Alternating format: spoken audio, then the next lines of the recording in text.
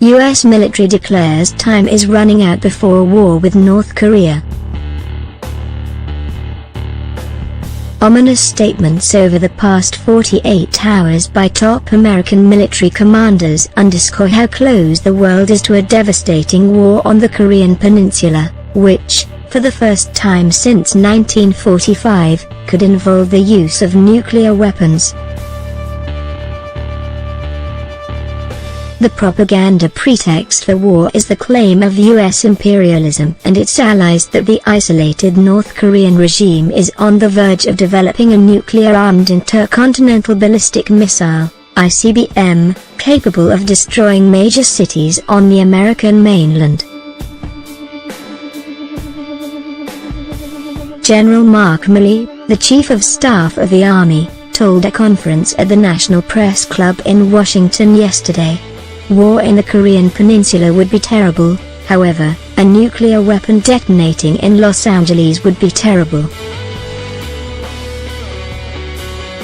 Pointing to the preparations for a preemptive US attack, Milley declared that time is running out for a non-military solution to US demands that North Korea end its nuclear and missile weapons programs.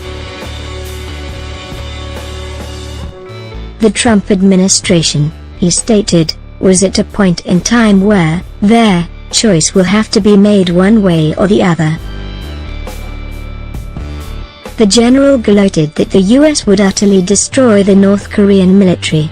There would be a high cost in terms of human life, in terms of infrastructure.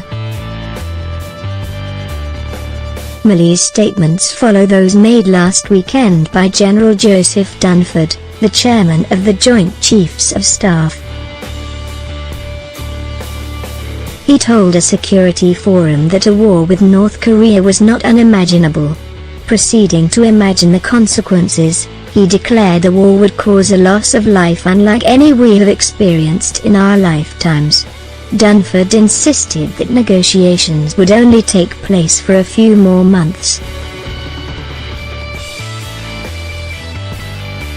Passed over by the establishment media, which breathlessly reported such assertions, is the obvious question as to why North Korea, an economically backward state with a gross domestic product of barely $25 billion, would risk annihilation in a war with the planet's greatest military power.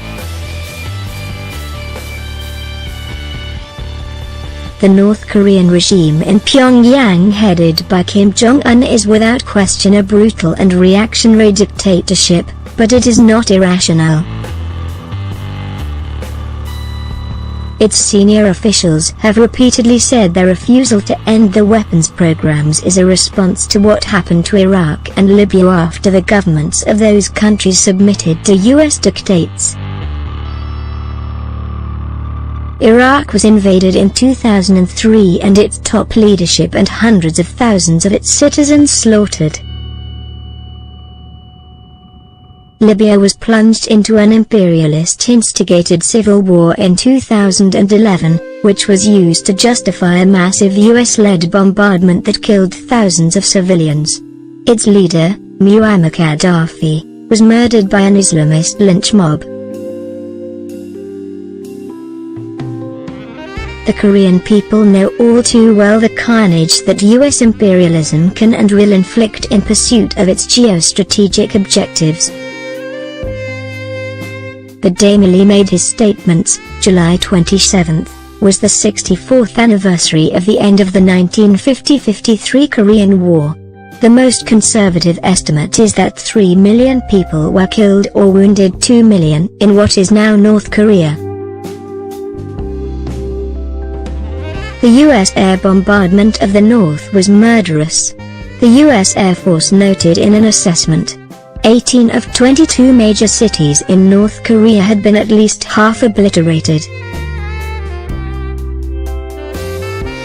US General Curtis LeMay later recalled, "We burned down just about every city in North Korea and South Korea both. We killed off over 1 million civilian Koreans and drove several million more from their homes."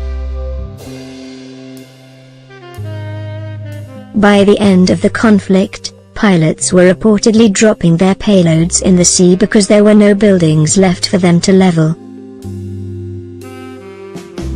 American imperialism has never accepted the outcome of the Korean War, which left North Korea intact to function as a buffer between the US military forces in South Korea and both China and Russia, which border the peninsula.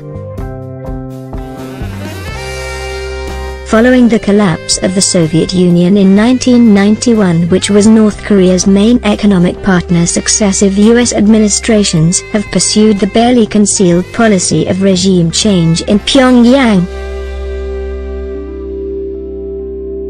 The objective is to incorporate the North into South Korea and fundamentally alter the strategic balance of forces in Northeast Asia. The rhetoric and threats of war over North Korea's nuclear program are unfolding in the context of ever-mounting antagonisms between the US and China. China is viewed in Washington as an unacceptable challenge to American dominance due to its development into the world's second-largest economy and its increasing strategic influence. The greatest fear in American ruling circles is that the logic of global economic integration will result in a geopolitical partnership consolidating across the vast Eurasian landmass, involving the German-dominated European bloc, Russia and China, and ultimately drawing in Japan and other key US allies in Asia.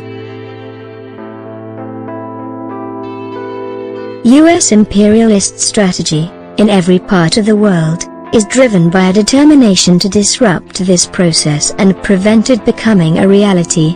The threat of war with North Korea is a disruption of immense proportions.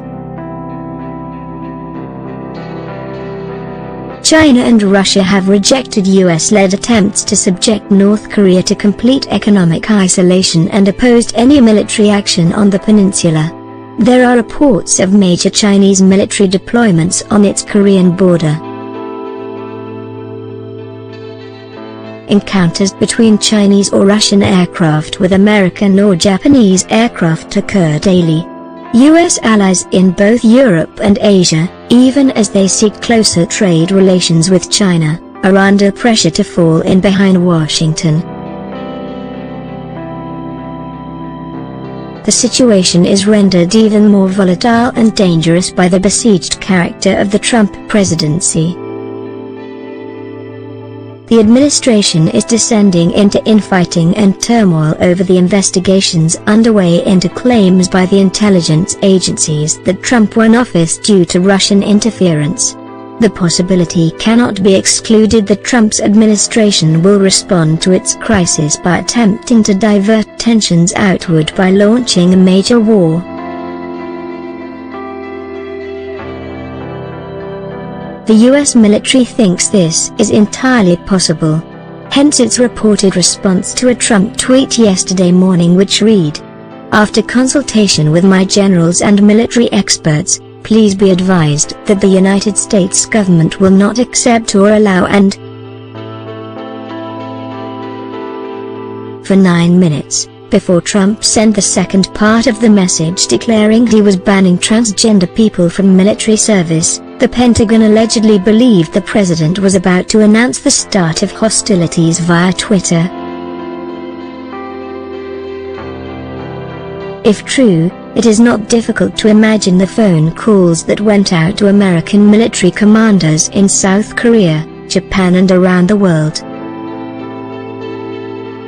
It can be assumed that the North Korean, Chinese and Russian militaries were also on a knife edge.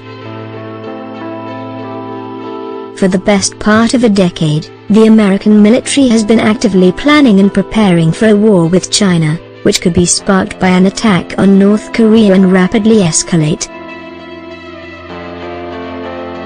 Asked yesterday in Australia if he would launch nuclear weapons at China if ordered to do so by Trump, Admiral Scott Swift, the commander of the US 7th Fleet, bluntly replied, "The answer would be yes."